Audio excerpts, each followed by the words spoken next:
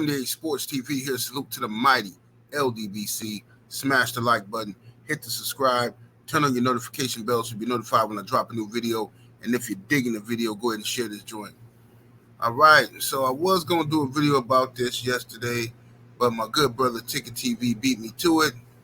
And I agree with a lot of things that the brother Ticket TV had to say on this. And I'm going to add my views as well. Stephen A. Smith, who's been a long-time employee of ESPN, and is pretty much the numero uno HNIC around there at ESPN. Stephen A. Smith helped get Shannon Sharpe hired onto ESPN. He vouched for him and pulled for him to be on ESPN.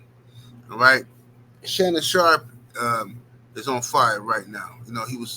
He had so much momentum while on Undisputed with Skip Bayless, but he started doing his show online on YouTube, the Club SHAY joint, right?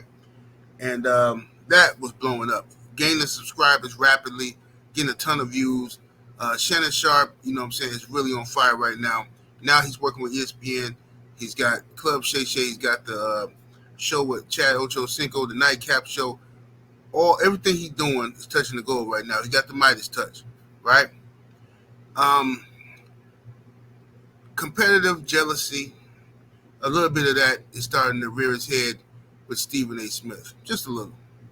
And now Stephen A. Smith, of course, will deny this, and he'll say that, no, I would do no such thing. I'm the one who helped him get here. Why would I?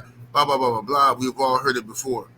You know what I'm saying? We've all been through it at jobs and other places where, people start off as your friends or your homeboys or whatever like that, and then all of a sudden you start, making a little noise, too many girls giving you attention, the managers, the bosses giving you too much praise. Now here comes the guy who helped you get hired. Now all of a sudden he's a little salty, a little jealous, a little competitive jealousy.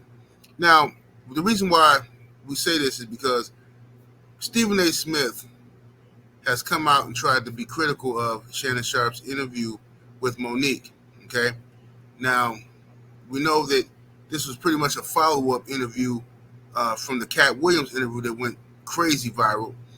And there was a lot of criticism about that interview, not from Stephen A. Smith so much, but other people who were jealous, other interviewers and stuff like that on YouTube, and other celebrities coming out talking about, if I would have got that interview, I wouldn't have let Cat Williams dog those brothers and sisters like that. I wouldn't have let Cat Williams say this. I wouldn't have let Cat Williams say that. So So this is a lot of hating on Shannon because they know he's going to get a crazy check from YouTube.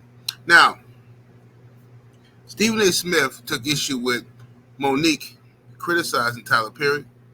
He took issue with Monique criticizing Oprah Winfrey and Kevin Hart and others, right?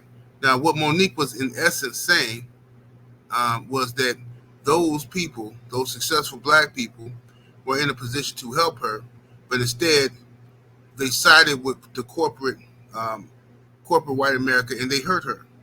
Instead of them using their power to help her and stand by her side, they hurt her, right? They played politics, and they sided with the machine versus their sister.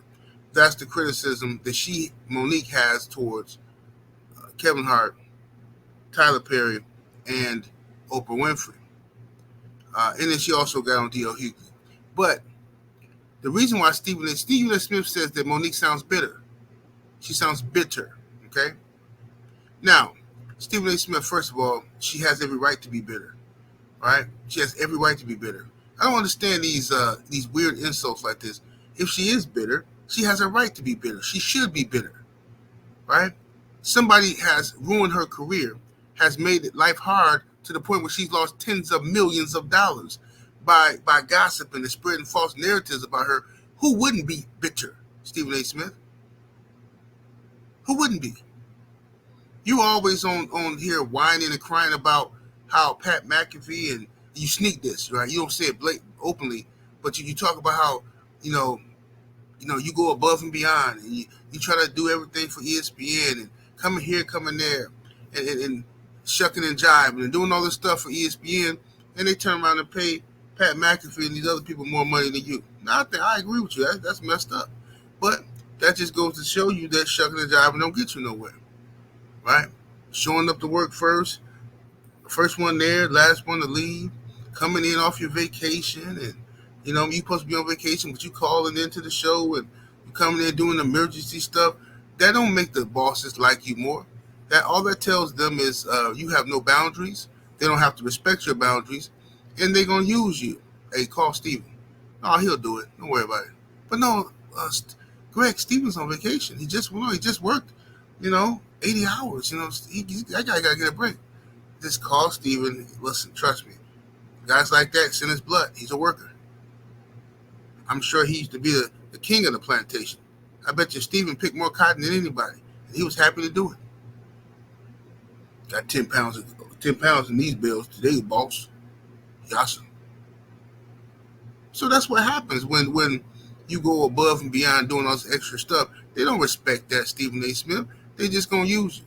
Now the reason why Stephen A. Smith has an issue with Monique critiquing those individuals is because Stephen A. Smith can identify with those said individuals. You see what I'm saying? Stephen A. Smith can identify with Tyler Perry. He can identify with Oprah Winfrey. He can identify with Kevin Hart.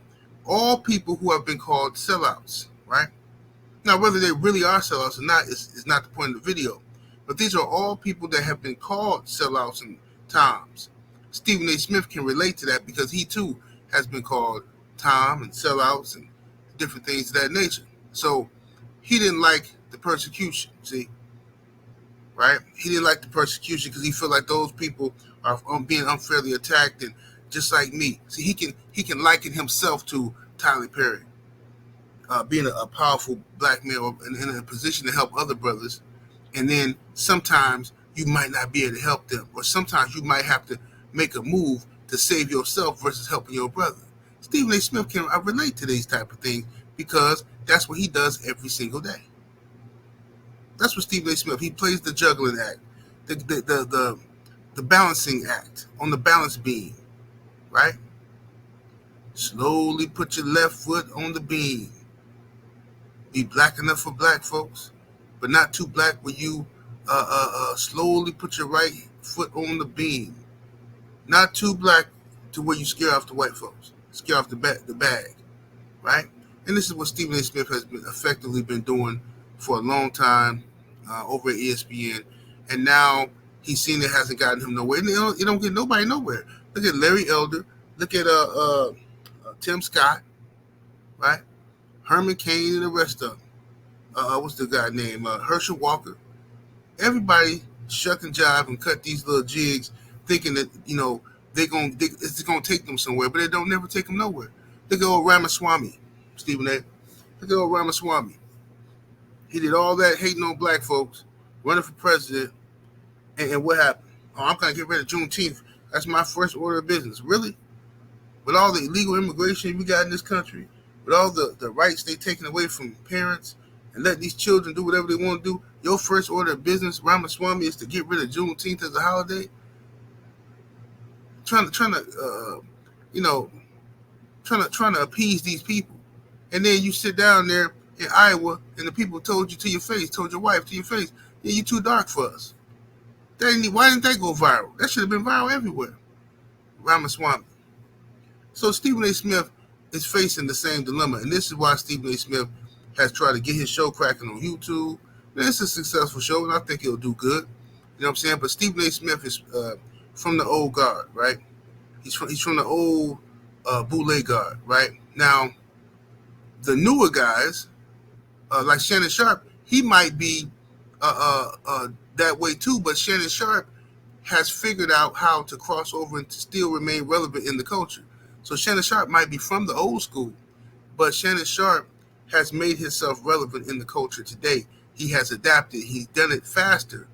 He saw the change coming, and he made his adjustments, and he adapted, which makes him smart. You understand? Stephen A. Smith should have been did this. He should have been had his own podcast and stuff like that. But instead, he looked down on YouTubers. He looked down on the podcast and all of that. He thought the epitome of his success was being on ESPN, being on TV. But there are YouTubers who get more views than First Take be getting, and First Take is number one.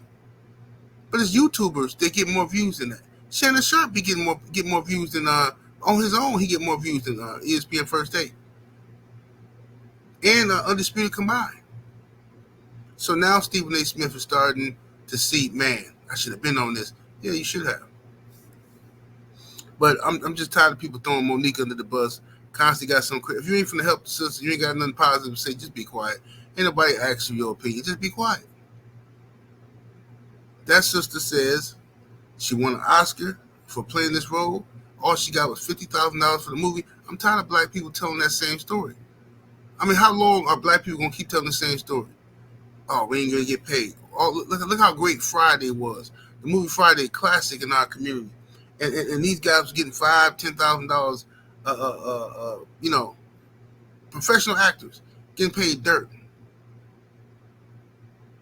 see what I'm saying? But then everybody crying about Chris Tucker. Man, Chris Tucker got to come back and do Friday. Why would he come back and do Friday? Yeah, ain't nobody straightened him out from the first time. Y'all got to, come on, make it make sense. But Monique got paid $50,000 for a Precious movie. All right, won an Oscar, but they want her to, on her own dime now, fly to Europe and do some press tour on her own dime with her own money to promote the movie. She's like, oh yeah, I would love to promote the movie, but I mean, can y'all, some accommodations, pay for my hotel, flight, and all that? Because that's what normally happens in business. But rich Oprah Winfrey and all these people can't afford to do it all of a sudden. Come on, fam. Black people in positions of power have to stop mistreating black people that they are in position to help. Stop it. I ain't saying you gotta help everybody, but you can at least stop mistreating people. Right? Otherwise, what's the point of you being in power? If you ain't finna help nobody, what's the point of you being there? If you're gonna just be mistreating people. You know what I'm saying? Bad mouthing people, trying to stop them from getting money. See, Stephen A. Smith can relate to all this because that's what he do. He look like a backstabber, backbiter, stuff like that. That's the type of stuff he do. But anyway, that's my 2 cents on the matter. Shout out to Brother Ticket TV. Salute to the mighty LDBC. Smash that like button on the way out. Make sure y'all subscribe to the channel. Turn on your notification bell to be notified when I drop a new video. And I'm about to hit old deuces.